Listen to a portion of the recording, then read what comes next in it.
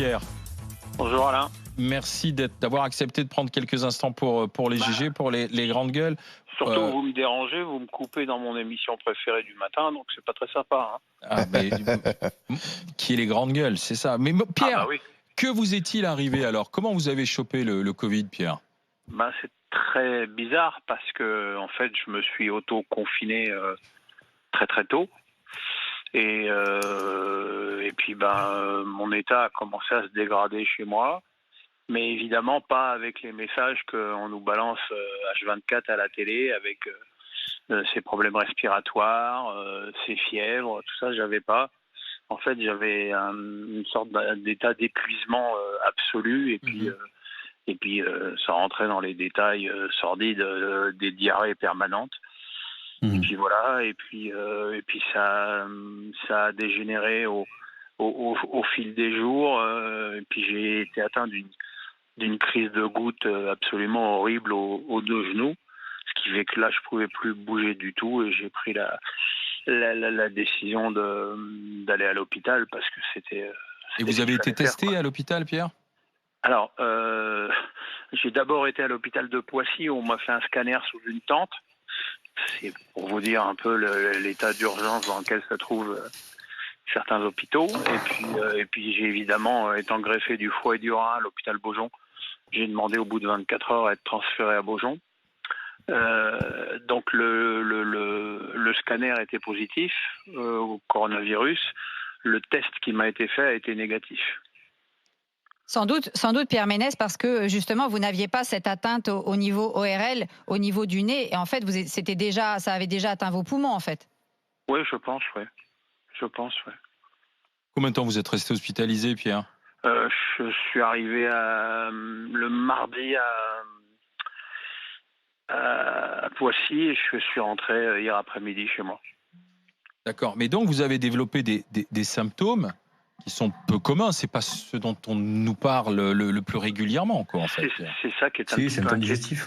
Alors, on a un médecin avec nous, docteur Marty, vas-y. Si, symptômes digestifs, ça fait partie des symptômes, effectivement, du coronavirus et du Covid-19. Oui, d'accord. Alors, c'est pas les plus fréquents, effectivement. Mais personne ne le dit nulle part. Personne ne le dit nulle part, ça. On le dit ici, les médecins, on le dit. Hein, ça fait nous, on sait que dans notre population, et en particulier en EHPAD, en particulier dans les maisons de retraite, ce que l'on voit souvent, ce sont des formes digestives.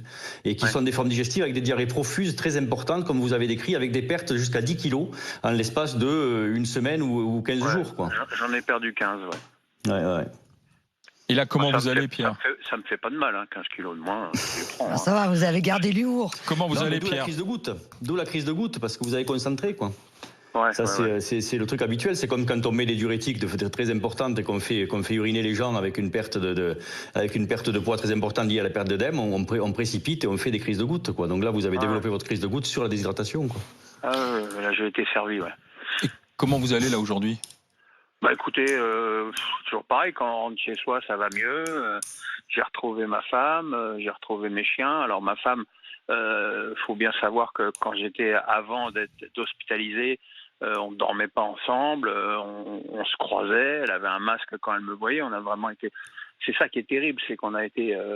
c'est que j'ai été super prudent et que je l'ai chopé quand même, quoi. Donc, ça prouve bien qu'il faut faire très attention. Et puis évidemment, je peux pas prendre la parole ici sans remercier une fois de plus le personnel hospitalier qui, en plus, on le voit, travaille.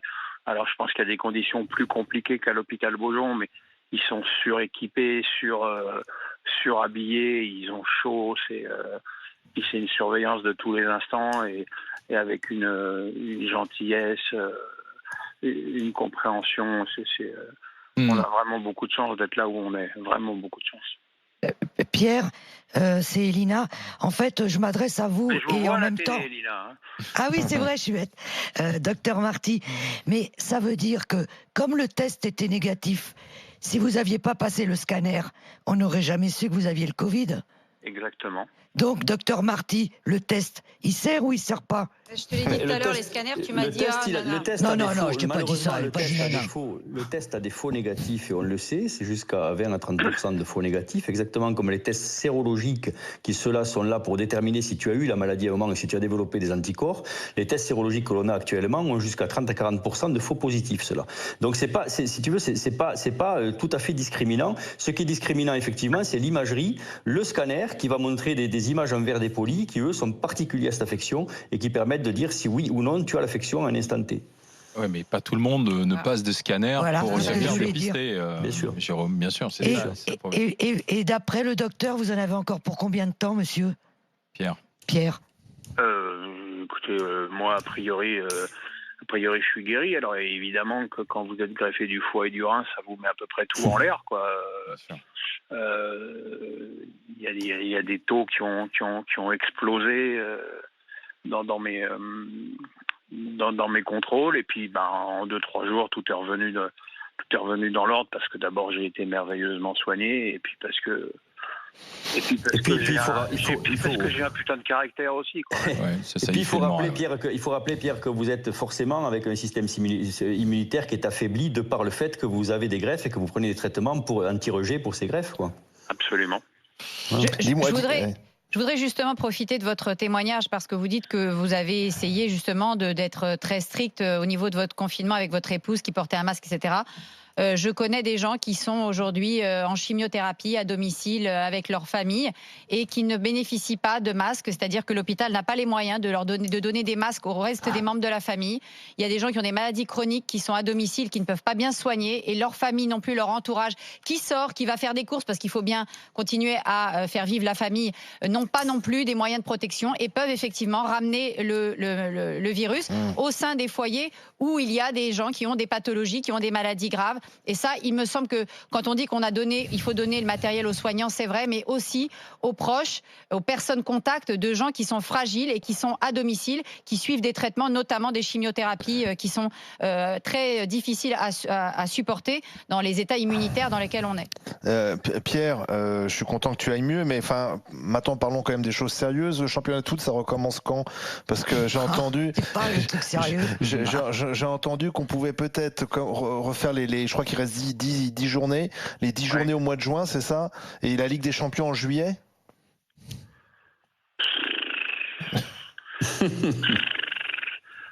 Mais il y aura du public dans les stades? Ah bah non, sans public. Ah ouais, mais alors qu'est-ce que c'est faire une Ligue des Champions à huis clos? Enfin, ça n'a pas de... Et puis, très franchement, Olivier, je m'en fous, mais tellement. Voilà. Ça, je me doute. Merci Pierre Ménès. Je m'en fous tellement. Le foot est tellement accessoire. Je constate juste avec beaucoup de plaisir que énormément de joueurs font preuve d'une générosité incroyable. Moi, je suis évidemment très proche des clubs. J'ai eu d'innombrables messages du monde du foot depuis hier, de Jean-Michel Aulas à Jean-Pierre River, le président de Nice, aux gens du PSG. Donc voilà, je trouve qu'on n'insiste pas assez sur tout ce que fait le monde du foot. Le monde du foot est toujours présenté comme des gros riches qui pensent qu'à eux, et c'est pas ça qui se passe là. C'est pas la réalité. Il y a des clubs qui vont être en grande difficulté parce que il y a les droits télé qui vont probablement pas tomber, des sponsors qui vont se retirer, parce qu'il y a aussi des sponsors qui vont être dans la difficulté financière indépendamment du foot. Donc voilà, mais c'est tellement accessoire en ce moment.